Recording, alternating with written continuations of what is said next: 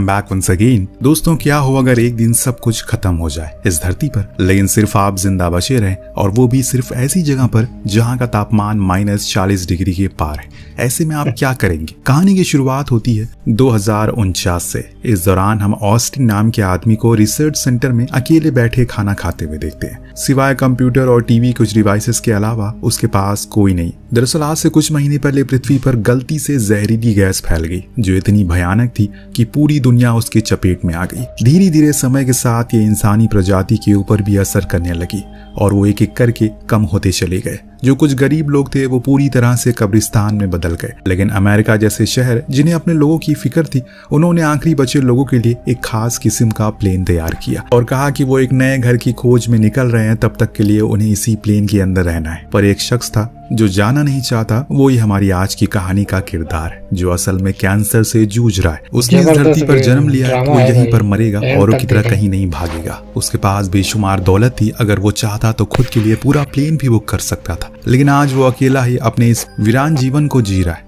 अपने खुद के हाथों से अपने ही इलाज कर रहा है, खुद के लिए खाना बना रहा है, खुद के हाथों से ही खा भी रहा है। ऐसी उसकी जिंदगी का हर दिन चलता है। सुबह उठो, दिन भर खाना वगैरह खाओ, फिर पृथ्वी के हालातों के बारे में जानकारी और रात होने पर काले बादल को निहारते हुए सो जाओ। लेकिन आज मैं आपको बता दूं कि अगस्त हमेशा से ऐसा नहीं था। उसकी जिंदगी में वो जुनून था, वो हर जवान आदमी के अंदर होता है, कुछ करने का, ताकि वो अपने और अपने देश के लिए कुछ कर सके। अगस्त भी उन्हीं में से एक था। जब वो अपनी जवानी के दौर में था, वो जिंदगी के हर वो शौक से दूर और किताबों की दुनिया में खोया रहता है, क्योंकि कहीं ना कहीं उसे पता था कि जिस तरह से आज के दौर में हमारी जिंदगी बीत रही है, वो दिन दूर नहीं जब हमें खुद ही अपने घरों को छोड़ना पड़ सकता है। देखो, आज वही दिन आ गया। सब चले गए, सिर्फ वही रह गया। जब उसने इस नए घर यानी कि एक नए प्लैनेट की खोज की, तो उसने उसके बारे में बताने के लिए एक बड़ा सा इवेंट किया, जिसमें उसने सभी को बड़े ही विस्तार में बताया आखिर क्यों हमारे लिए अब इस पृथ्वी को छोड़ना जरूरी होगा, कैसे धीरे धीरे यहाँ की हवा हमारे लिए दूषित हो जाएगी।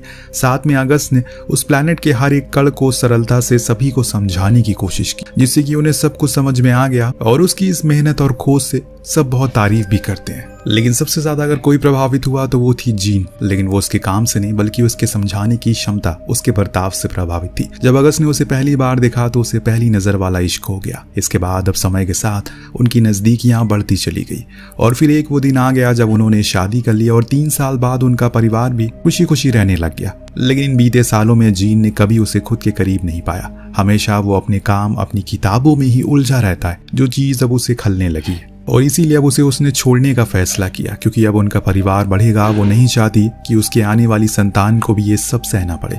और आज भी अगस्त उसके इस बयान पर कोई टिप्पणी नहीं करता, क्योंकि उसे सच में किसी की फिक्र नहीं थी। वो तो बस अपने आने वाले कल के बारे में सोच रहा। लेकिन आज जब सब कुछ खत्म हो चुका है, अब उसे सच में वो तन्हाई अंदर से खोखली करती जा रही है। और ऊपर से ये लाइलाज बीमारी जो उसे दिन ब दिन खत्म कर रही है, जिसके चलते अब उसे शराब पीना शुरू कर दिया, जिसे हुआ ये कि उसका मानसिक संतुलन डगमगाने लगता है। इस बीच उसके पास एक संदेश आता है जो K2 प्लैनेट से आया है। जी हाँ, ये वही ग्रह है जिसकी अगस्त ने खोज करी है और अपनी ही कंपनी के कुछ लोगों को वहां पर भेजा है, जिनकी हेड है डॉक्टर सोली, जिसका काम अब पूरा हो चुका है। और यही संदेश वो अब धरती पर भेज रहे, लोगों को देने की कोशिश कर रहे, लेकिन किसी से भी उनका कोई कांटेक्ट नहीं हो पा रहा है। होगा भी कैसे, क्योंकि धरती तो पूरी तरह से खाली हो चुकी है। पर यह बात उन्हें अभी पता नहीं है। अब जब अगस्त को यह संदेश मिला तो पहले उसे समझ में नहीं आया कि ये कौन है और क्या संदेश वो दे रहा है। उसकी तबीयत इतनी ज्यादा बिगड़ चुकी है कि उसे अब पिछला कुछ याद ही नहीं रहता। फिर भी उसने बड़ी कोशिश की और तब जाकर उसे याद आया, ये तो उसके ही भेजे हुए लोग थे जिन्हें K2 पर जीवन